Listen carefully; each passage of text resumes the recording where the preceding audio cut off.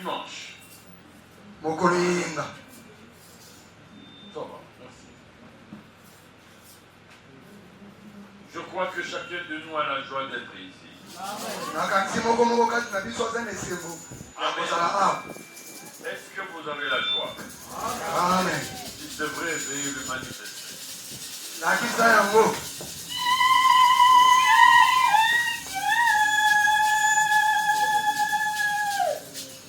Ce qui est bon, chaque dimanche, Dieu ressuscite dans chaque croyant. Le souci d'aller écouter la parole. Et si tu es croyant, tu restes chez toi dimanche, tu sentiras réellement que quelque chose te manque. Beaucoup de gens préfèrent rester dans leur maison et suivre les sermons à la télévision. Je voudrais vraiment vous déconseiller ça. Je vous conseille d'aller écouter la parole en présentiel.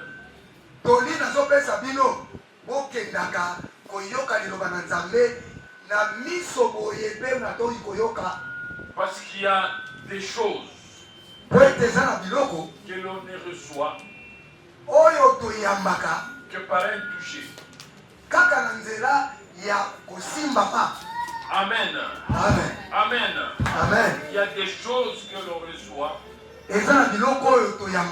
seulement par le regard. Ce n'est pas par hasard que Pierre et Jean, alors qu'ils se rendaient au temple, ils ont trouvé un grabataire qui demandait l'argent.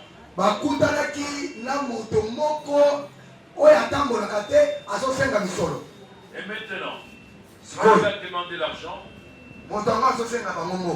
Pierre lui a dit, pourtant Pierre était avec Jean. Le monsieur a demandé l'argent aux deux. Mais celui qui prend la parole, ce n'est pas Jean. Amen. Amen. Celui qui prend la parole, c'est Pierre. Effectivement. Parce que Pierre, c'était un pasteur. Jean n'était pas un simple pasteur. Jean était un prophète. Amen. Amen. C'est Jean qui pouvait vous dire, nous savons que le Fils de Dieu est venu et qui nous a donné de l'intelligence pour connaître le véritable. Et nous sommes dans le véritable en son Fils Jésus-Christ. C'est lui le Dieu véritable et la vie éternelle.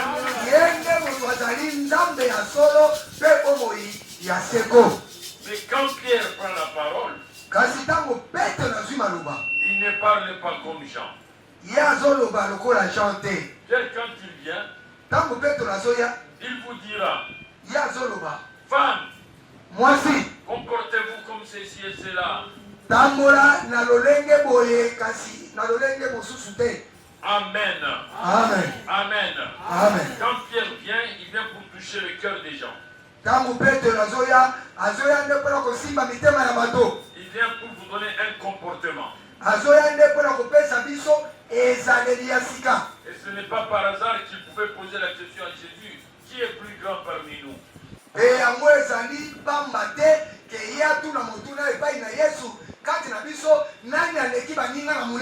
Parce que c'est quelqu'un qui cherche le leadership.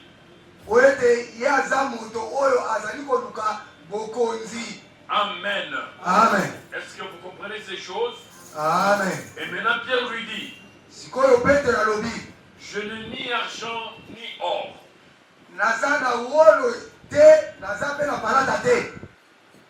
Écoute bien comment il commence. Regarde-nous. Et fixe-nous le regard. C'est pourquoi je vous dis, ne restez pas dans vos maisons pour suivre la parole à la télévision.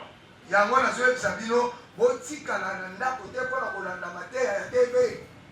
a des choses qu'on recevra que par un toucher ou par un regard.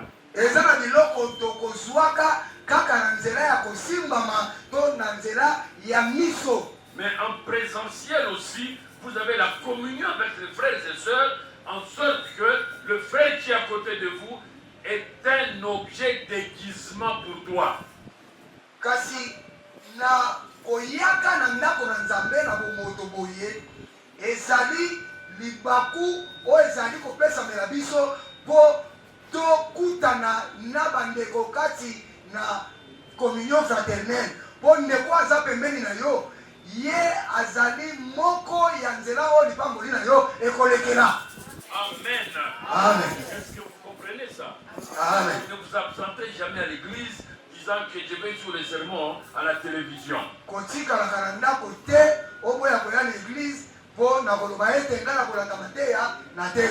Soyez toujours présents. Amen. Amen. Vos oreilles entendront le prédicateur en direct. Parce que la parole communique une puissance.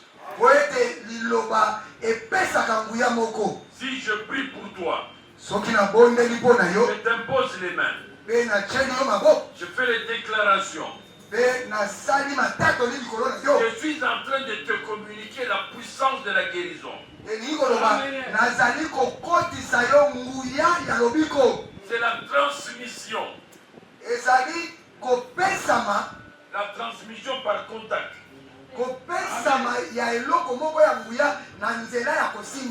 Amen. Amen. Ça, c'est l'exacte vérité. Je vais vous démontrer ces choses avec la parole de Dieu dans la résurrection de Christ.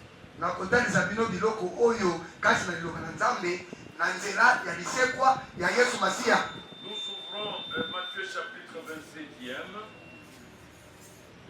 Matthieu 27.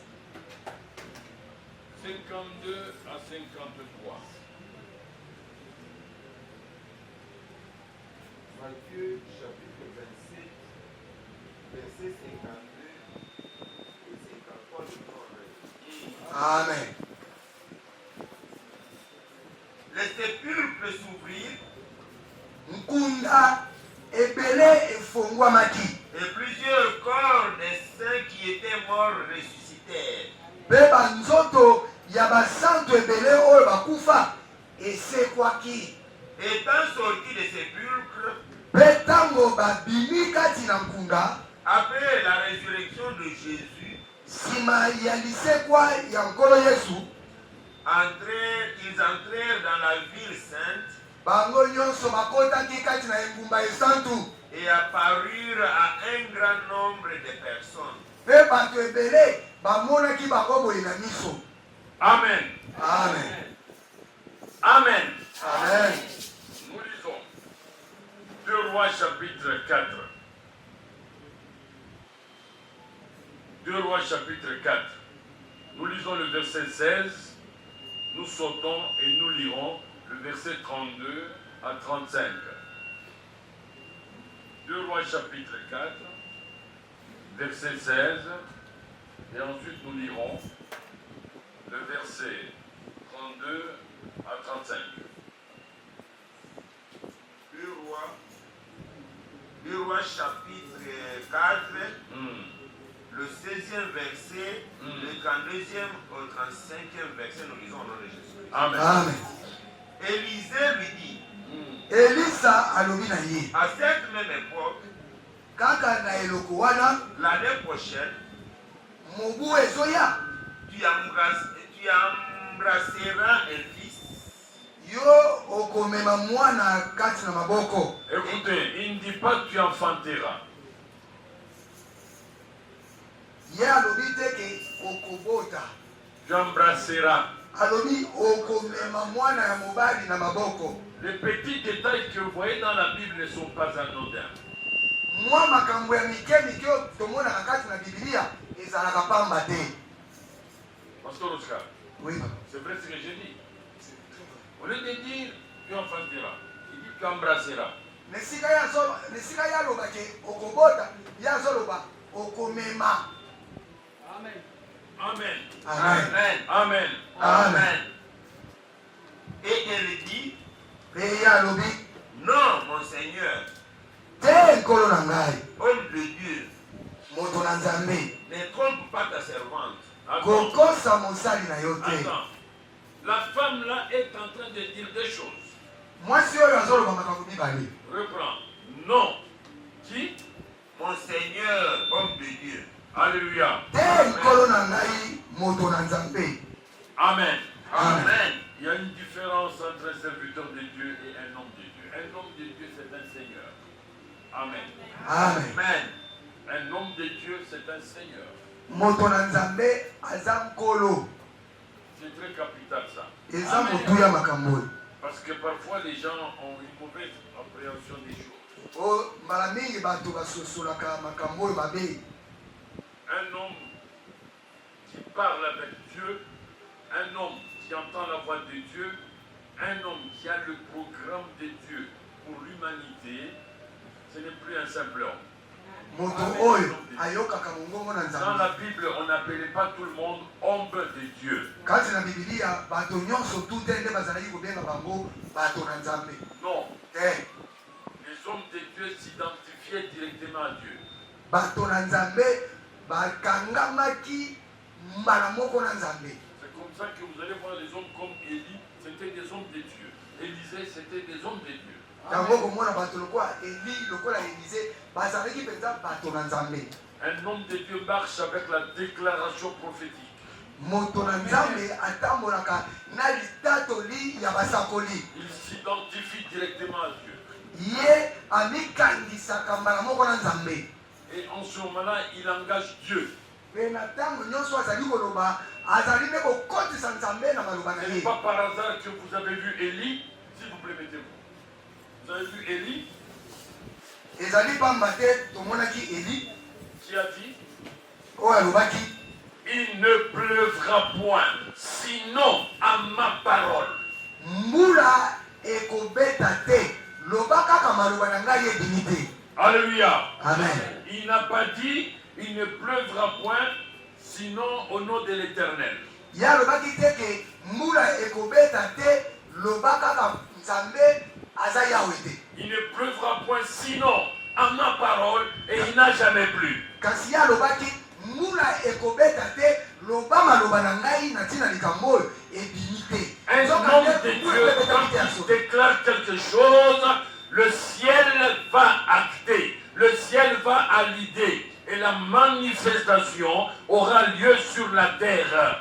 Ntango moto na Nzambe azoloba eloko moko lola yango eyokaka pe ekokisaka yango awa na mabele po ete yango esalama. Amen. Amen. Nous trouvons un autre homme de Dieu. Tozomona moto na Nzambe mosusu. Dieu lui a dit, Nzambe alobaki na ye je serai avec toi, nakozala na yo elongo comme j'ai été avec Moïse. ndenge nazalaka pe na Mose. Il s'agissait de Josué. Wana tozolobela nde Josué. Et regardez maintenant, Pe tala sikoyo quand le combat devient dur, ntango bitumba eye makasi il ne dit pas, ya au nom lobi de te l'Éternel, na kombo na Yawe toi soleil, yo moi arrête-toi. telema Non, te il voit que les ennemis sont en face. ya moni ke bangunda bakomi pembeni. Il donne un ordre. Apesi motindo moko Toi, soleil, arrête-toi. yo moi telema. Toi, lune, suspends ta course. Yo pe sanza kotambola lisusu te. Alléluia. Amen. Mais il n'a pas dit au nom de l'Éternel. Alobaki te Garde son alliance avec Dieu. ye atiaka en jeu boyokani na ye na Nzambe. S'identifie à Dieu directement. Ye amikokanisaka na nzambe mbala moko En ce moment-là, na ngonga wana ce n'est plus un simple homme, aza lisusu moto lokola bato nyonso te c'est un Seigneur. akomi nde sikoyo nkolo. Alléluia. Amen. Alléluia. Amen. Dieu ne peut pas Nzambe akoki te traiter kosala makambo avec les gens qui n'ont pas sa nature.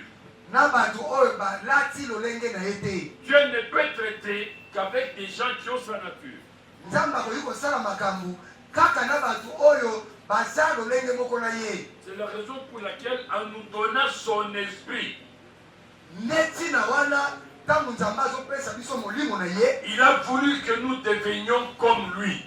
ye alingaki ete biso tokóma lokola ye. Et la Bible dit, Mpe Biblia elobi tel il est, tel nous sommes. lolenge ye azali nde lolenge mpe biso tozali. Et Jésus a dit, Mpe Yesu alobi n'est-il pas écrit dans votre loi eske ekomama te kati na mobeko na bino que vous êtes des dieux? ete bino bozali banzambe? Comment voulez-vous me tuer? me na ntina likambo nini bolingi boboma ngai? Alléluia. Amen. Alléluia. Amen. Si Dieu est avec nous ici, soki Nzambe aza na biso ce elongo n'est pas kaka parce que sikoyo nous sommes des intellectuels. eza te mpo toza bato ya mayele, C'est parce que nous sommes des dieux. eza kaka mpo biso mpe toza banzambe. Parce que la Bible déclare, Mpo Biblia elobi Dieu sied au milieu des dieux. Nzambe avandaka kati na banzambe. Pour que Dieu vienne siéger, Mpo Nzambe aya kovanda, et il fallait que vous soyez des dieux qui louent. Parce que Dieu sied au milieu des louanges. esengelaki bino bozala banzambe oyo bazali kosanjola, mpo Nzambe avandaka kati na masanjoli. Et la Bible dit, il juge au milieu des dieux. Mpe Biblia elobi ye azali kosambisa kati na banzambe. Maintenant, Sikoyo si dans votre église, soki kati na etonga na vous bino avez trois dieux, boza na banzambe misato, Dieu le Père, Nzambe tata, Dieu le Fils, Nzambe mwana Dieu le Saint-Esprit, na Nzambe molimo osantu, Dieu ne descendra pas là-bas. kuna Nzambe akokita te. Cette version-là de Dieu le Père, Dieu le Fils, Dieu le Saint-Esprit n'existe pas dans la Bible. Bandangu ya Nzambe tata, Nzambe mwana na Nzambe molimo mosantu na kati na Biblia oyo totangaka ezalaka nango te. Vous avez le Père, Toza na tata, vous avez le Fils, toza na mwana, le Fils de Dieu bien sûr, mwana na Nzambe ya solo et vous te, avez le Saint-Esprit. mpe toza na molimo mosantu. Et quand on vous a dit, Mpe ntango bayebisi dans biso Matthieu chapitre 28, kati na Matthieu chapitre 28 19 à 20, 19 à 20, quand on vous dit, ntango bazoloba na biso allez faites de toutes les nations mes disciples, okende kosala na bato ya bikolo nyonso bazala bayekoli na ngai, baptisez-les bopesa bango libatisi au nom du Père, na kombo ya tata, virgule, virgule, du Fils, ya mwana, virgule, virgule, et du Saint-Esprit. mpe ya molimo santu. La Bible ne dit pas, allez les baptiser au nom du Père, au nom du Fils, au nom du Saint-Esprit. Biblia esika wana elobi te bokende kobatisa bango na kombo ya tata, na kombo ya mwana, to na kombo ya molimo santu. Non. Eh. Au nom du Père, virgule, du Fils, Na virgule, kombo ya du tata, Saint-Esprit. virgule, ya mwana, virgule, ya molimo santu. Et le mot nom est au singulier. Mpe non oyo tozoloba na lingala na kombo babakisi esi te na suka na yango oyo eza kaka moko. Amen. Amen. Amen. Amen. Est-ce que vous comprenez ça? Eske bososoli makambo Si c'était trois noms, soki ezalaki bakombo misatu on aurait mis X disons à l'article. Donc O. On aurait mis soki X. soki ezalaka bakombo misatu na article contracté o balingaki batya x mpo na kolakisa ete eza ebele. Amen. Amen. Amen. Si un enfant se met sur la porte, soki mwana atelemi na ekuke il dit, alobi Papa, tata. Tous ceux qui sont papa ici vont faire quoi? Ba oyo nyonso baza batata a Vont bakosala nini? regarder. Bakotala. Pourquoi? Mpona Ils nini? sont des papas, c'est un nom commun. Po tata eza kombo bato nyonso bakoki kolata. Amen. Amen. Mais s'il dit, Kasi soki alobi Papa Oscar, baposka. Amen, Amen. Amen. Amen. Tu dis Papa Oscar, un homme comme Richard ne va pas regarder. Moto mayele lokola Richard akotala na ye te. Tu vas l'appeler papa. Vous comprenez? Vous comprenez? Amen. Il va regarder comment? Il n'est pas concerné. Ye akotala ndenge nini mpo makambo wana etali ye te. Quand on dit papa, ce sont les papas là qui ont des enfants. Ils sont Soki regardés. balobi papa eza bapapa oyo baza na bana nde bakotala. Ah oui? Est-ce que vous comprenez? Est-ce que Quand on vous dit comprenez? Papa Oscar, seul Papa Oscar va sortir. Amen. Amen. Amen. Amen. Amen. Dieu ne Amen. se fait pas traiter ou Dieu ne se fait pas adorer par un nom commun. Nzambe bakumamelaka ye na nzela ya kombo ya bato nyonso tu te.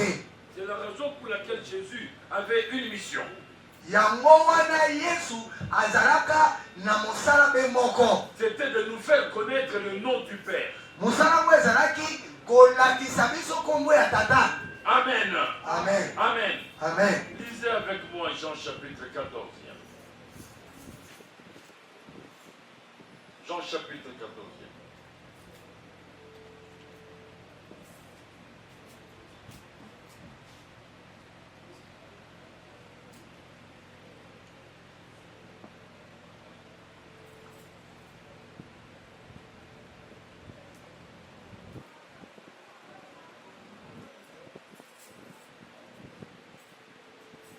Oh, c'est merveilleux ces choses ici. Biloko eza biloko ya elengi koleka. Vous prenez Jean chapitre 14. Oui. Vous commencez au verset 25. Jean chapitre 14, verset 25, nous lisons au nom de Jésus. Amen.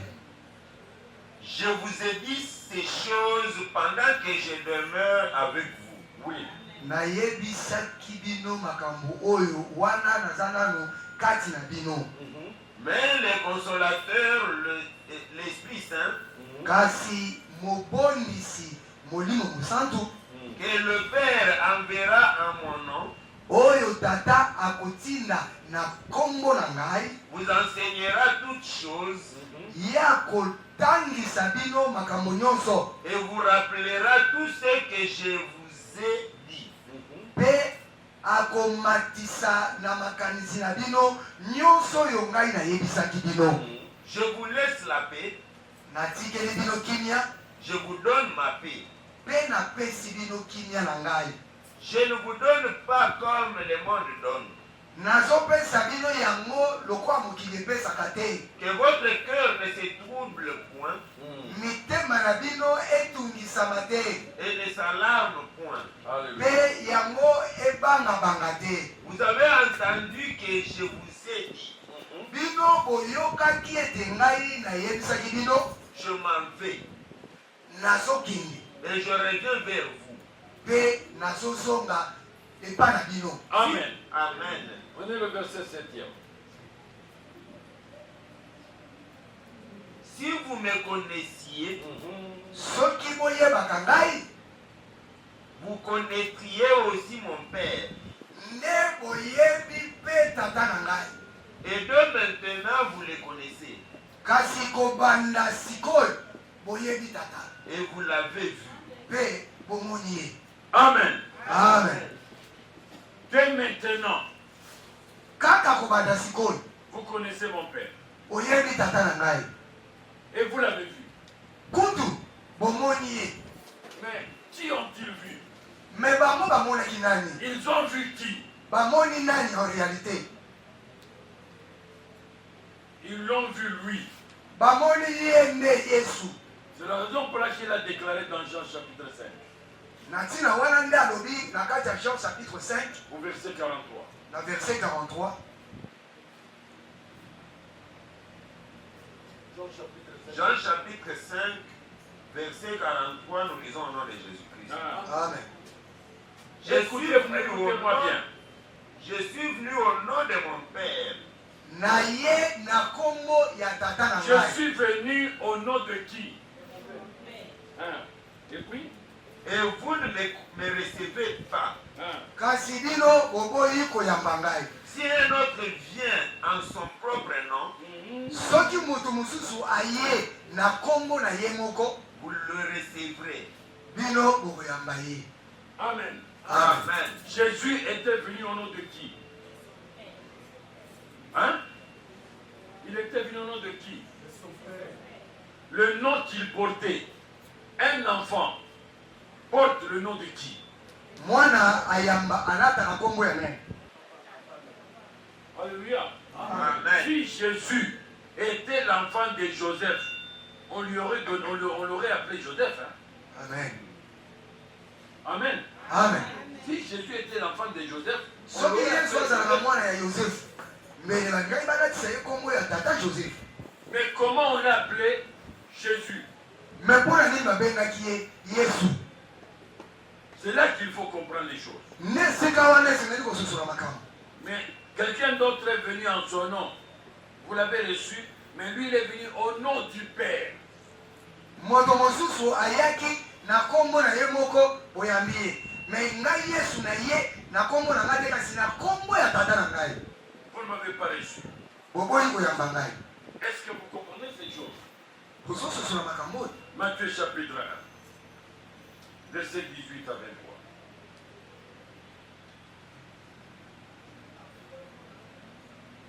Matthieu chapitre 1, du 18e au 23e verset, nous lisons au nom de Jésus-Christ. Amen. Voici de quelle manière arriva la naissance de Jésus-Christ. Tala lolenge oyo mbotama ya Yesu Kristo esalamaki. Marie, Maria, sa mère, mama na ye, ayant été fiancée à Joseph, oyo azalaka mobangisi ya Yosefu, se trouva enceinte ya kumbaka zemi par la vertu du Saint-Esprit na nguya ya Molimo Santo. avant qu'ils eussent habité ensemble. Wana ye na Yosefu kutu babandi ata kovanda ndako moko te. Joseph, son époux, Yosefu mobali na ye, qui était un homme de bien oyo azalaki moto malamu, et qui ne voulait pas la diffamer, oyo alingaki koyokisa ye soni te, se proposa de rompre secrètement avec elle. akamataki mokano ya kokabwana na Maria na ndenge ya sekele. Comme il y pensait, Lokola azalaki kokanisa likambo oyo, voici un ange du Seigneur lui apparut en songe et dit, tala mwanje moko ya nkolo abimeli ye na ndoto koloba na ye boye, Joseph, fils de David, Yosefu mwana na Dawidi, ne crains pas de prendre avec toi Marie, ta femme, Ne crains pas de prendre Marie ta femme, kobanga te kokamata Maria mwasi na yo, car l'enfant qu'elle a conçu vient du Saint-Esprit. po ete mwana oyo zemi ya mwana oyo ya kumbi euti na Molimo Mosantu. Elle enfantera un fils Ya kobota mwana moko ya mobali, et tu lui donneras le nom de Jésus. pe yo Josefu okopesa mwana wana kombo ya le nom de Yesu. Jésus, c'est une prophétie qui vient du ciel.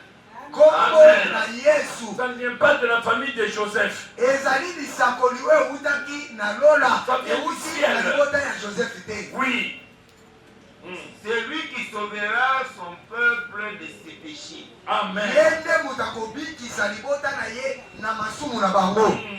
Tout cela arriva afin que s'accomplisse ce que le Seigneur avait annoncé par le prophète. Nyonso wana ekokisamaki na ntina ete makambo Nzambe asakolaka na nzela ya mosakoli ekokisama.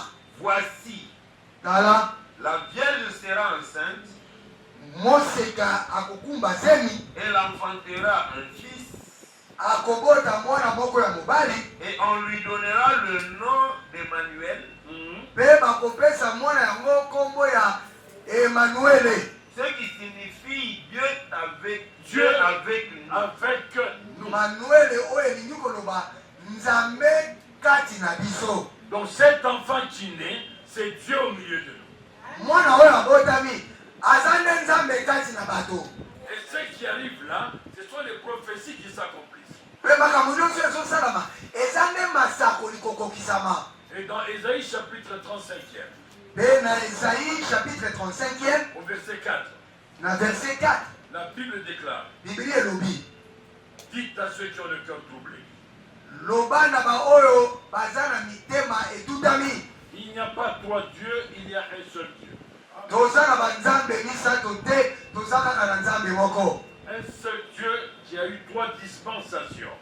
Nzambe moko oyo amitalisaki na bikeke misatu. Il s'est manifesté comme Père. Ye amitalisaki yambo lokola tata Il a quitté son trône. atikaki ngwende na ye Il a pris un corps de chair. alati nzoto ya mosuni. Et Michée chapitre 5 déclare, Mpe Michée chapitre 5 elobi boye voici l'Éternel tala yawe quitte son trône. atiki ngwende na ye Il marche sur les hauteurs de la terre. mpe azali kotambola na bisika ya songe ya mabele. Si l'Éternel quitte son trône Soki nzambe atiki et ngwende qu'il na doit ye marcher, mpe aponi kotambola c'est qu'il a des pieds. elingi koloba azala na makolo. Alléluia. Amen. C'est qu'il a des pieds elingi koloba aza na makolo pour marcher. mpo atambola. Nous lisons Ésaïe chapitre 35 verset 4. Esaïe Chapitre 35 verset 4. Verset 4, nous lisons au nom de Jésus-Christ. Dites à ceux qui ont le cœur troublé, Oui, loba na baoyo mitema na bango etutami prenez courage, bozwa bolata nzunzu ne craignez point. bobanga te. Voici votre Dieu, Tala nzambe na bino, la vengeance viendra, vengeance akoya, la rétribution de Dieu. lifuti na nzambe Il viendra lui-même et vous sauvera.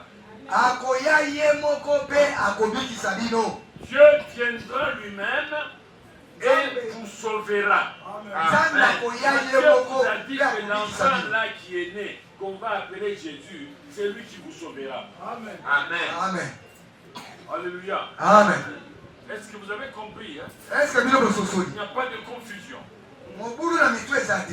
Il y a un seul Dieu Toza kaka na nzambe moko au-dessus de tous. oyo aza likolo ya bato nyonso. C'est le Père, c'est Jéhovah. Ye nde tata ye nde yawe Parmi tous, kati na bato nyonso. c'est le Seigneur Jésus-Christ. Ye nde nkolo yesu masiya Et en tous, mpe kati na bato nyonso c'est le Saint-Esprit. ye nde molimo mosantu. Amen. Amen. Donc c'est le résumé, il n'y a pas trois dieux. wana ezali na mokuse tozali na banzambe misatu Il y te. a un seul Dieu Toza kaka na nzambe moko qui est le créateur des cieux et de la terre. oyo azali mokeli ya likolo mpe se, Qui a vu qu'il y avait des problèmes sur la terre. oyo amonaki ete awa na mokili likakatano Il a ezalaki, quitté son trône. yango wana atikaki ngwende na ye. Et la Bible dit la parole fut faite chair. Mpe biblia elobi liloba elataki nzoto. Dieu est venu sauver l'homme. Il devait prendre la même nature que l'homme. Nzambe ayaki kobikisa moto, yango wana esengelaki alata lolenge ya bato, Sentir ce que l'homme sentit. ayoka kati na nzoto na ye oyo moto mpe ayokaka, Avoir faim comme l'homme avait faim. koyoka nzala ndenge moto ayokaka nzala, Avoir des douleurs comme avait des douleurs. koyoka pasi ndenge moto mpe ayokaka pasi, Mourir à la place de l'homme. kokufa na esika ya moto, Et en fin de compte, ressusciter. mpe suka nango asekwa. Toutes ces choses ici Biloko nyonso font partie de la parole de Dieu. eza kaka kati na liloba na Et nzambe, ce n'est pas par hasard mpe yango ezali pamba te que Jésus-Christ, avant de mourir, ete yesu kristo yambo na ye kokata motema, il a prononcé à la croix cette parole. ye atatolaki maloba sambo. Amen. Amen. Cette parole, Maloba sambo ce sont les paroles qui rendent parfaite la rédemption. oyo ezali maloba oyo ezali kokokisa mpenza kosikolama. Et ce n'est pas par hasard E yango ezali pamba te que quand Élisée ete ntango elisa va pour prier pour l'enfant qui était décédé, azokende kobondela mpona mwana oyo akufaki, l'enfant de la tsunami, mwana ya mwasi oyo ya la la sunamite, Bible vous dit Biblia elobi na biso le corps de l'enfant se réchauffa, nzoto ya mwana elati lisusu moto l'enfant éternua 7 fois. mpe mwana yango abeti inchi mbala sambo Et revint à la vie. mpe azongi lisusu na bomoi. Et vous allez maintenant dans l'Apocalypse. Mpe toke kuna na apocalypse Vous voulez que le Seigneur se présente komona ete nkolo aye wana aux 7 églises. aye komitalisa na baeklezia sambo, À l'église d'Éphèse, na eklezia ya efese, de Smyrne, eklezia ya smirne, de Pergame, eklezia ya pergame, de Thyatire, eklezia ya tiatire, de Sardes, eklezia ya sarde, de Philadelphie eklezia ya et philadelphie de Laodicée. mpe eklezia ya laodise. Il se présente dans les 7 églises, dans les 7 âges de l'église. Ye amitalisi na bikeke sambo ya eklezia. Il se présente comme étant le parfait rédempteur. Ye azali komitalisa lokola mosikoli oyo asengeli mpenza. En prenant 7 figures dans ces 7 églises. Ye azwaki lolenge sambo na kozwaka lolenge ya baeklezia sambo oyo. Et quand ils vont conclure l'Apocalypse, ils mpe vont se ntango manifester dans ce qu'on appelle les 7 sceaux d'Apocalypse. tozokende mosika na kati na apocalypse tokomona ete azomitalisa lisusu kati na baseti so ya apocalypse. Il y a une corrélation prophétique entre les 7 paroles de Jésus. Tozali na kokangama ya basakoli kati na maloba sambo ya Yesu na ekolusu Les 7 éternuements de l'enfant. na bainti sambo oyo mwana wana atindaki Les 7 âges de l'Église. na bikeke sambo ya eklesia Et les 7 sceaux de l'Apocalypse. mpe na seti so ya apocalypse. Ici, Awa je suis en train de parler nazali koloba de la résurrection de Christ. na ntina ya lisekwa na Yesu Masiya Christ en ressuscitant, epai wapi ntango Kristo azali kosekwa il ne sort pas seul du tombeau. azobima ye moko kati na nkunda te. Il y a des morts qui sortent aussi des tombeaux. eza na bakufi ebele oyo babimaki mpe kati na nkunda. Alléluia. Amen. La Bible déclare Biblia elobi que les morts sont sortis des tombeaux ete bakufi babimaki kati na bankunda ensemble avec le Seigneur Jésus. elongo na nkolo Yesu Masiya. Amen. Amen. Il y a une différence entre un tombeau et une tombe. Il faut faire la différence. eza na bokeseni kati na nkunda na nkunda oyo esika bakundi bato na nkunda oyo ya miso ezokomona. Amen. Amen. Un tombeau est fait dans un roc. tombo yango emonanaka te mpo bakreusa yango kati na libanga, Mais une tombe, c'est en terre. kasi nkunda yango esalami na mabele. Amen. Amen. Tout à fait normal, pasteur Oscar ne t'en fait pas. Hein? Ce n'est pas notre langue. Hein? eza mwa mobulu mpo wana eza monoko na biso te. Amen. Amen. Et donc, na boye que le Seigneur Jésus, tozoloba nkolo Yesu Masiya il y avait des raisons précises pour qu'on ne le mette pas dans la tombe et dans le tombeau. ezalaki na ntina ke esengelaki batya ye kati na nkunda ya libanga Parce qu'il est le rocher. po ye moko aza libanga. Un rocher devrait être enterré dans un rocher. mutu oyo azali libanga esengeli kaka bakunda ye mpe kaka na kati ya libanga. Amen. Amen. Je précise, en tant que rocher, on devrait l'enterrer dans un roc. nazali kobongisa lokola libanga esengelaki bakunda ye kati na libanga oyo batimoli. Amen. Amen. Amen. Amen. C'est comme ça que Moïse, pour voir la gloire de Dieu, il devait entrer dans le roc. yango wana mpo mose amona nkembo na nzambe esengelaki na ye kokota kati na libanga. Et 1 Corinthiens chapitre 10, verset 4 vous dit, mpe 1 Corinthiens ils buvaient tous à un rocher spirituel qui les suivait dans le désert, et ce rocher était Christ. bazalaki bango nyonso komela mai oyo ezalaki kouta kati na libanga oyo ezalaki kolanda bango kati na lisobe, mpe libanga yango ezalaki nde Masiya. Amen. Amen. Est-ce que vous comprenez? Est-ce que vous avez sur ma cambo? Est-ce que vous comprenez? Vous avez sur ma cambo? Notre Dieu, c'est le rocher. Nzambe na biso azalaka libanga. Amen. Amen. Il est le rocher des âges. Aza libanga ya bikeke. Voilà pourquoi quand il entre en toi, tu deviens dur. Tala tina tangu ya zokota kati na yo, yo zokoma libanga. L'esprit du Saint-Esprit ne fuit pas les épreuves. Amen. Il les affronte. Oyo Amen. atondisami na molimo mosantu ya kimaka mimekano te kasi atelemelaka mimekano. Parce que, écoutez-moi bien, Yokanga malamu. notre Dieu, Nzambe na c'est biso un aigle. azali mbongo. Et nous sommes des aiglons. Mpe biso tozali bana ya mbongo. Et l'aigle ne fuit pas la tempête. Mpe mbongo akimaka mopepe Quand te. la tempête vient, Ntango mopepe ezoya, l'aigle frôtte la tempête. mbongo atelemelaka mopepe. Il incline les ailes. Ye adeployaka mapapu na ye. Quand il incline les ailes, Ntango azotengamisa mapapu na ye, le corps reste droit. nzoto na ye etikalaka ya kotelema tout droit. Il est en train de passer la tempête en formant une croix. Wana elingi koloba ye azali kopasola kati na mopepe mpe alati forme ya kuruze. Amen. Amen. C'est avec la croix que tu vas passer par la tempête et tu vaincras la tempête. ezali elongo na ikulusu nde yo okolonga mipepe mpe okolonga yango ya solo. Amen. Amen. Et donc nous voyons que Christ est ressuscité, les morts sont sortis du tombeau.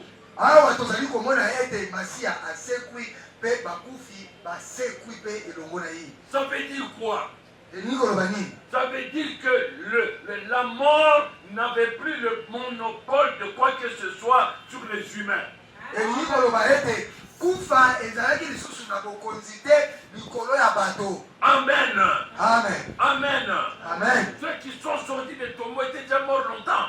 baoyo babimaki kati na nkunda eza bato oyo bakufa kala. Mais quand ils sortent du tombeau, kasi ntango bazobima na kati ya nkunda les gens les ont vus. bato bamonaki bango boye na miso Les gens les ont reconnus. mpe bato bayebaki bango. Est-ce qu'ils étaient des squelettes? eske bazalaki mikuwa? Dieu, quand il restaure, ntango nzambe azali kosikola il te restaure totalement. akosikola yo mobimba. Alléluia. Amen. Il te restaure totalement. akosikola yo mobimba. Les gens les ont vus marcher. bato bamoni bango kotambola On les a reconnus, ils ont marché pendant 48 jours. mpe bato bazalaki koyeba bango oyo songolo oyo bakala mpo batambolaki kati na mikolo tuku minei. Si c'était des squelettes, tout le monde allait fuir. soki bazalaka mikuwa nde bato babakataki mbango Mais les gens les ont vus.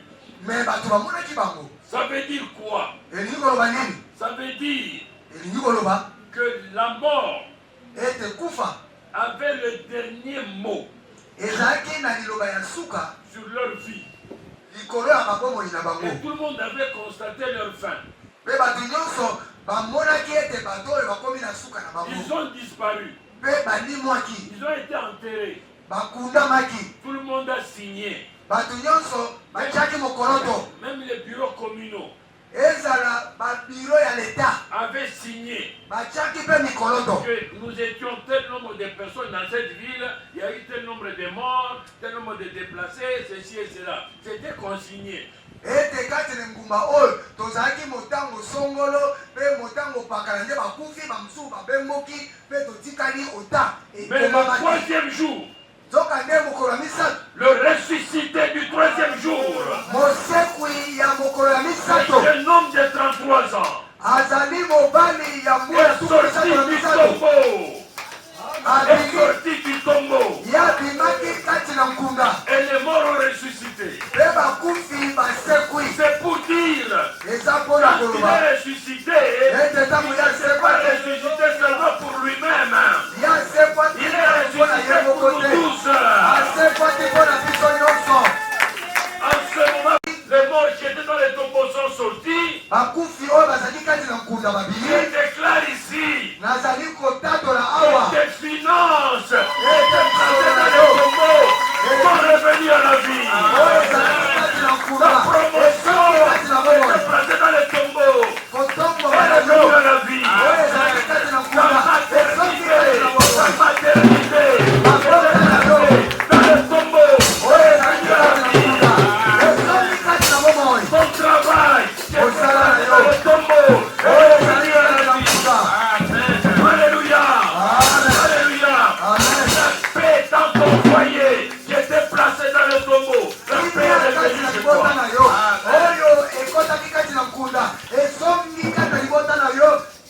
nkombo na Yesu. Son sang qui a été passé dans le tombeau. Aujourd'hui, tu souffres de l'hypertension, tu souffres de diabète, tu souffres de stérilité. Écoute-moi bien. Ton sang là est revenu à la vie. ezongi kati na bomoi. Ton voyage est revenu à la vie. ndakoli na yo ezongi na bomoi. Les sorciers ont enterré ton voyage.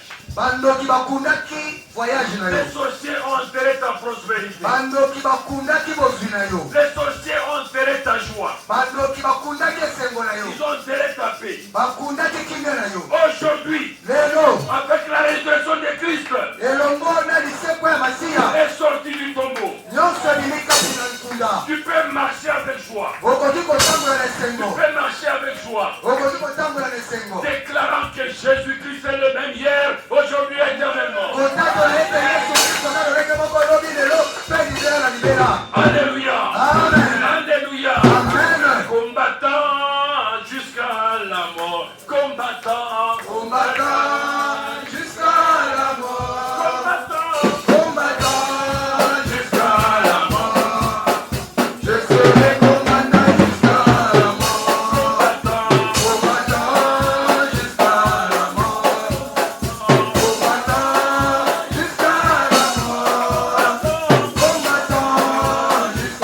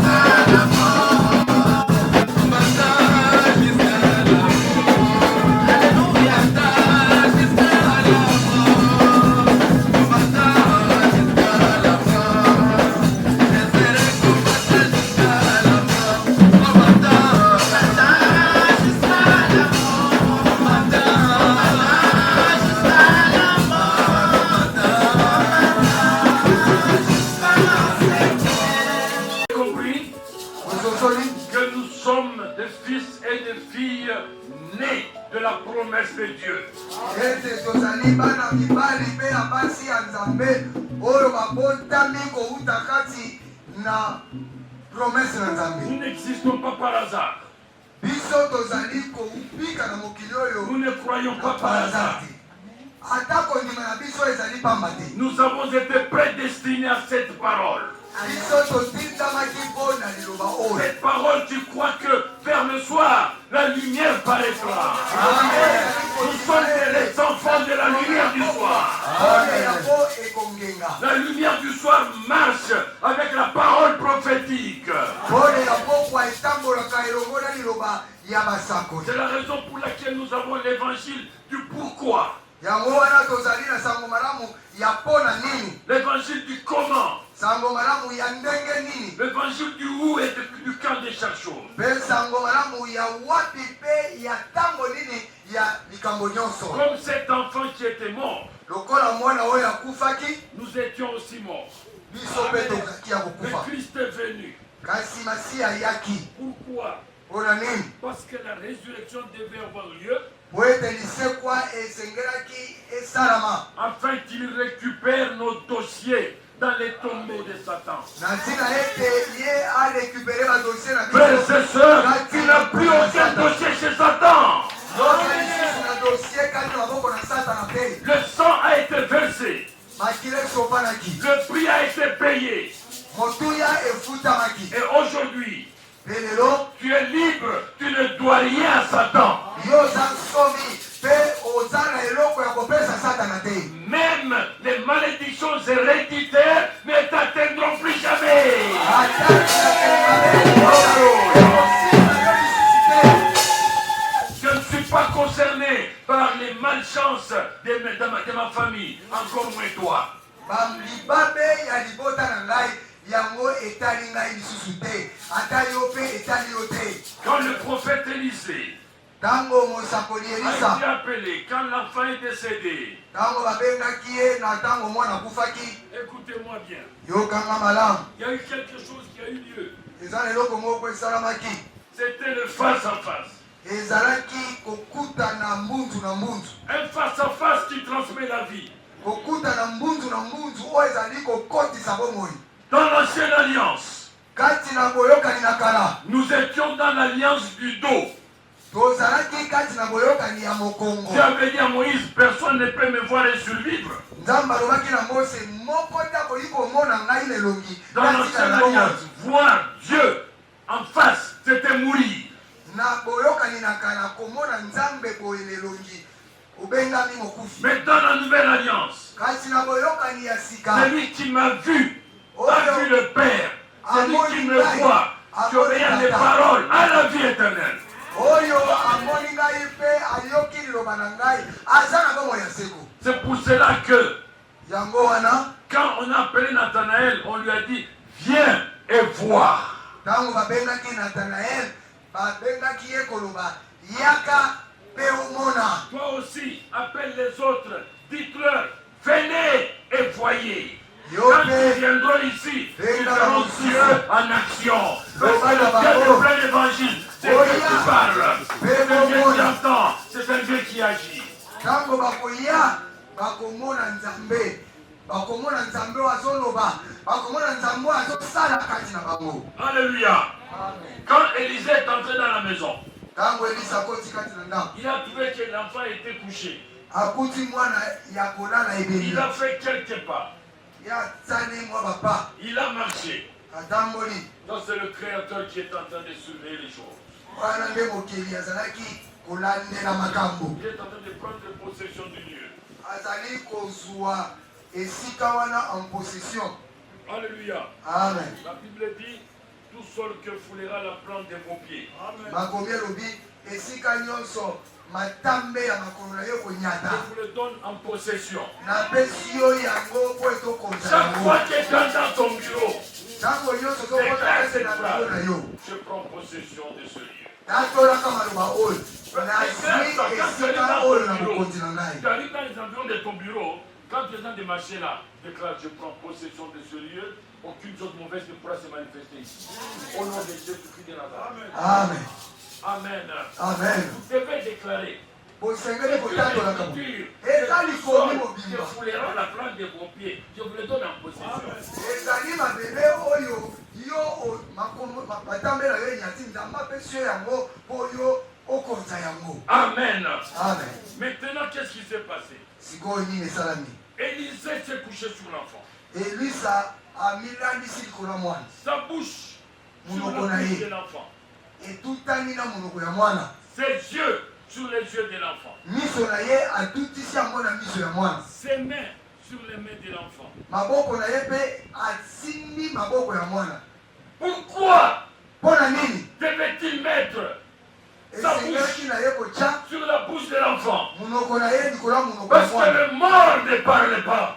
mpo bawei balobaka te. Satan vous a fermé la bouche. satana akangi bino minoko, Mais quand lui, le prophète, l'homme de Dieu, kasi ntango ye mosakoli moto na nzambe a mis sa bouche atie monoko na ye sur la bouche de l'enfant, likolo ya monoko ya mwana, la parole a été restaurée dans le corps de l'enfant. maloba ezongaki kati na monoko ya mwana. Alléluia. Amen. Satan nous avait fermé la bouche. satana akangaki biso minoko, Mais quand le prophète met sa bouche kasi ntango mosakoli atia sur la monoko na bouche de ye l'enfant, c'est la restauration de la parole. wana maloba ya mwana esikolami. La première chose que Dieu a fait dans ce temps de la fin, eloko ya liboso oyo nzambe asali na eleko oyo ya suka c'était de restaurer la parole. ezali nde kozongisa maloba, Toutes ces paroles mal interprétées. maloba nyonso oyo balimbola mabe. Dieu devrait restaurer la parole. nzambe esengelaki asikola Et la maloba. première chose que Dieu restaure dans la parole, eloko ya liboso nzambe azosikola kati c'est sa propre divinité. ezali nde bonzambe na ye moko. Le Jéhovah de l'Ancien Testament, yawe oyo ya boyokani ya kala c'est Jésus du Nouveau Testament. nde yesu ya boyokani ya sika. Alléluia. Amen. Il est l'alpha et l'oméga, ye azali alpha mpe omega, le commencement et la fin, ebandeli mpe le suka, premier et le dernier. ya yambo mpe ya La suka. parole déclare dans l'Apocalypse, liloba elobi boye kati il ya était Apocalypse. revêtu d'un vêtement teint de sang. ye alatisamaki na elamba oyo epakolamaki makila, Et sur sa cuisse mpe na mopende na ye était écrit un nom, kombo moko ekomamaki, la parole de Dieu. liloba na nzambe. Alléluia. Amen. La parole de Dieu. liloba na nzambe. Et maintenant, mpe sikoyo quand il a mis la bouche, ntango atie monoko na ye sa bouche sur la bouche de l'enfant, likolo ya monoko ya mwana, qu'est-ce qui s'est passé? nini esalami? Il a restauré la parole. ye Et quand asikoli les maloba. yeux sont sur les yeux de l'enfant, qu'est-ce qui se passe? Il a restauré la vision. na ye esimbi miso ya mwana, nini Quand on esalami? meurt, on ne ye voit plus. asikoli komona. Alléluia. Quand la révélation n'est plus là, le peuple est sans frein. ntango emoniseli Maintenant. eza lisusu te, Maintenant. libota eza lisusu na frein te. Quand il a mis ses yeux dans les yeux de l'enfant, qu'est-ce qui s'est passé? C'est la restauration de la vision. wana kosikolama ya emoniseli. Dieu, après avoir restauré la divinité, il nzambe restaure nsima na ye maintenant la vision kosikola prophétique. kozambe, ye asikoli lisusu emoniseli ya basakoli. Nous ne sommes pas au temps pastoral. toza lisusu na ntango ya batambusi Nous pateki, sommes au temps de la parole prophétique. toza na ntango ya liloba ya basakoli. Les prédicateurs de ce temps basakoli ya ntango oyo doivent être des prédicateurs à visée prophétique. kozala basakoli oyo Alléluia. bayebi C'est la parole liloba ya prophétique basakoli. qui est une lumière à tes pieds. liloba ya basakoli C'est la parole oyo ezali prophétique tole ya qui makolo na t'indique yo. le chemin. liloba ya Alléluia. basakoli nde ezali kotalisa yo nzela, C'est l'exacte parole. wana nde liloba ya solo. Et ensuite, Mpe nsima il a mis yango ses mains sur les mains de l'enfant. atie maboko na ye na maboko ya mwana, C'est la restauration de l'action du Saint-Esprit. wana nde kosikolama ya misala ya molimo mosantu, Il a restauré l'action du Saint-Esprit. wana ye asikoli misala ya molimo mosantu. Ça veut dire que la parole prêchée elingi koloba ete liloba oyo ne ezoteya sera plus une parole historique, ekozala lisusu liloba ya lisitwale kobeta ne na sera bato te, plus une parole légendaire. ekozala lisusu lisolo ya masolo ya mbolokolo Parce te. que Dieu kasi makoli te. Dieu n'est Nzambe pas une mythologie. aza masapo te. Alléluia. Amen. Et la parole déclare Mpe lilobi elobi dans 1 Corinthiens, quand je suis venu chez vous, po ete naye epai na je bino ne suis pas venu avec la sagesse humaine. naye epai na bino na mayele ya bomoto te. Je suis venu naye avec Jésus-Christ crucifié. na yesu masiya oyo abakami Je suis ekulusu. venu naye avec la démonstration de la parole de Dieu.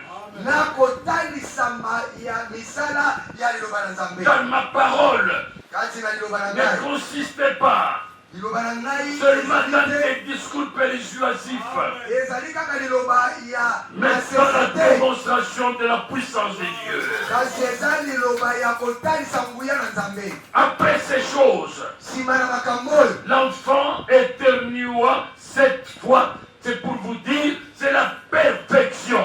mwana atindiki baintimba na sambo elingi koloba makambo nyonso ekokisami. Dieu a restauré totalement l'enfant. nzambe asikoli mwana oyo na moto na ye mobimba. Amen. Amen. Amen. Amen. L'enfant a éternué et l'enfant est revenu à la vie. mwana Toi oyo aussi, akali koloba te tu es azongi na revenu bomoi. à la vie. yo mpe ozongi na bomoi. Tu as écouté l'éternuement de Jésus à la croix où il a sorti cette parole. Cette parole. Alléluia. yo yoki mpe lisusu bainti ya yesu oyo abimisi yango na nzela na maloba sambo. Parce qu'à la fin de compte, qu'est-ce qu'il a dit? oyo na suka nango alobaki nini? Tout est accompli. manso Alléluia. Tout est accompli. manso makokisami. Le 7e éternuement de Jésus. inti ya suka ya yesu masiya Tout est accompli. nyonso Toi ekokisami. et moi, nous sommes sortis des tombeaux. yo na ngai tobimi kati na nkunda. Amen. Amen. Amen. Amen. C'est comme ça que la oyele résurrection n'est pas un fait isolé. yango ezali eloko moko ezosalama na panazare te. Cet enfant qui est ressuscité a mwana été vu. oyo Il a été présenté aux voisins, à tout le monde. mwana oyo asekwaki bato nyonso bamonaki ye batalisaki ye na baboti mpe na bavoisin. Et les morts qui sont sortis des tombeaux mpe bakufi oyo nyonso babimaki kati na nkunda sont passés balekaki du lieu caché, kowuta na esika ebombama du cimetière là où ils étaient abandonnés, kati na nkunda esika oyo basundolaki bango pour les lieux publics. mpo babima. La résurrection de Jésus dans ta vie fera de toi un homme et une femme publics. lisekwa ya yesu masiya kati na bomoi na yo ekokomisa yo mwasi mpe mobali oyo ayebana na bato nyonso. Soyez bénis au nom de Jésus-Christ de Nazareth. opambolama kati na kombo na yesu masiya. Le Seigneur est merveilleux. kolo aza kitoko makasi. Quand vous entendez cette parole, c'est une Tangu parole ozoyoka qui liloba vous oyo rassure. ezali liloba oyo Et ezali Satan ne koasure pourra plus tuer dans votre vie quelque chose. lino ete satana aza lisu na makoki ya koboma ta eloko moko kati na bomoi na Le bino. mariage, c'est votre héritage. La maternité, c'est votre héritage. La paix dans le foyer, c'est votre héritage. La bonne santé, c'est votre héritage. Les voyages, c'est votre héritage. La promotion au travail, votre héritage. promotion ezali La héritage. réussite dans le commerce, c'est votre héritage. elonga kati na mimbongo ezali Alléluia. La réussite de vos enfants à l'école, c'est un héritage que Dieu vous a donné.